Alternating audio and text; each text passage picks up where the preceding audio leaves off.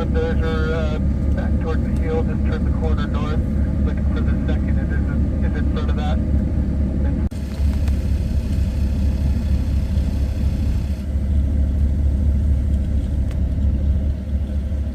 Fire, beyond that, real active edge, most of it just coming up on Patterson Road, correction, Peterson Road.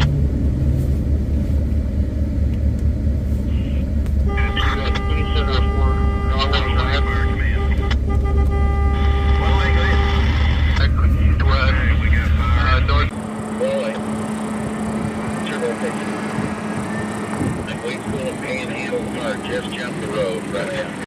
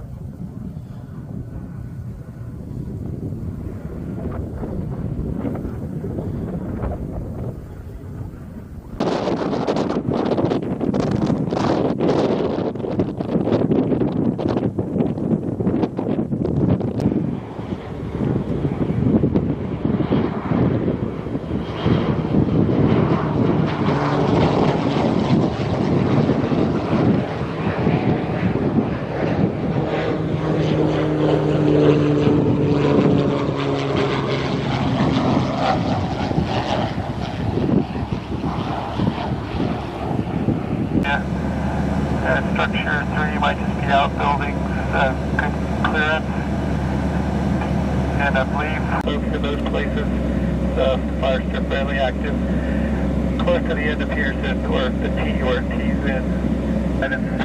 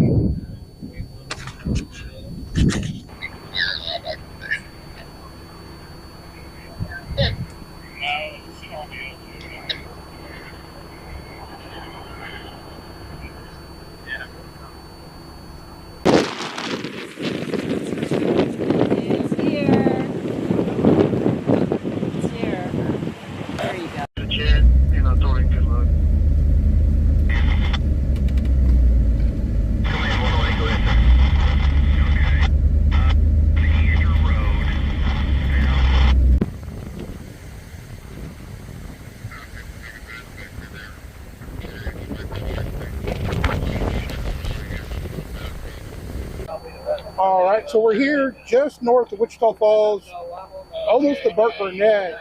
Got a massive fire going on. What kind of information do you have for us right now? So right now the fire is called the Hawkeye Fire, and it's about 800 acres and it's 20% contained. We have multiple cooperators helping us out. We've had aircraft throughout the day when they were available. The firefighters have been doing a great job with point protection on the structures. Okay. About what time, do you know about what time this started?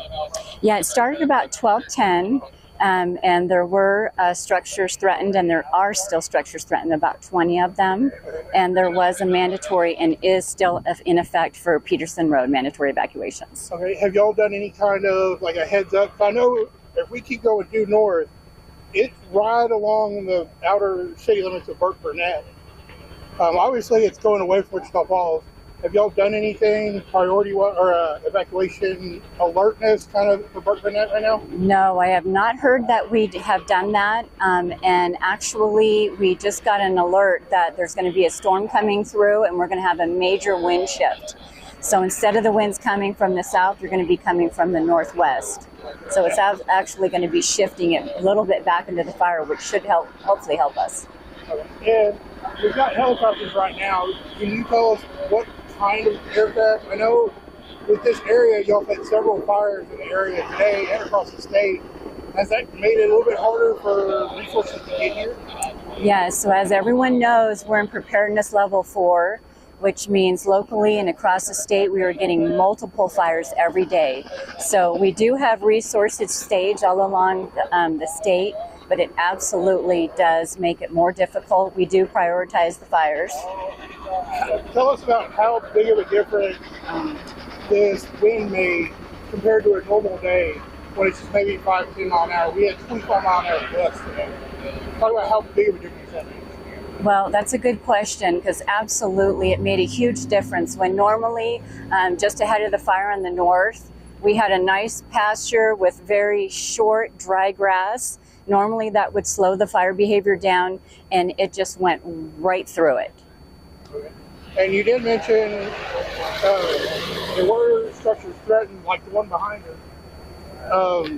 Has it mainly been outbuildings that have caught fire, like stuff out in the yards, but no actual residential structures that have caught? Yeah, we do not have a number on any of that. We do know that there's been a couple of outbuildings that have been destroyed, but the assessment is still ongoing. Okay, and do you have, I know we've got another day just like this tomorrow, weather-wise. Is there any kind of alert that y'all want to put out, like whether it be just reinstating what y'all been saying this whole summer? Yes. Weather-wise, is there anything y'all want to tell the public? Yes, absolutely. I think one of the most important things right now is just be very careful. Do not do anything outside that could spark a fire.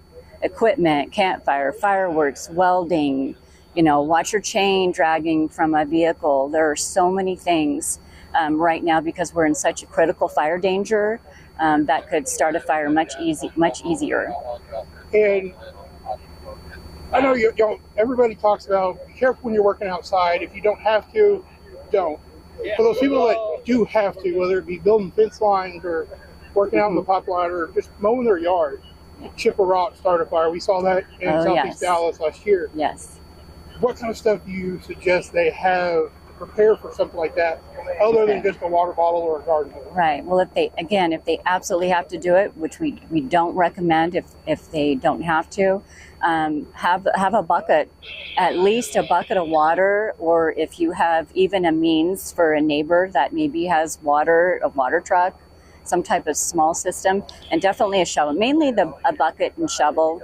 But again, if you don't have to do it, it's not worth it. If you're mowing a lawn, make sure it's green. Don't be mowing anything that's dry, because you definitely, when you're creating your defensible space, you do not want to cause a fire. All right. Is there anything else you would like to say today? About the main thing is be prepared. I know we're talking about not doing things around your house right now, but if you can just be prepared, have your documents, pet food, those certain things. I always like to tell people, if you have 5 or 10 minutes to leave your house, what would you grab? And those are the things that will help us when you just can, if we say you have to evacuate or please do, grab those things, know where they're at, and make sure you tell people where you're going to be going and just have a plan.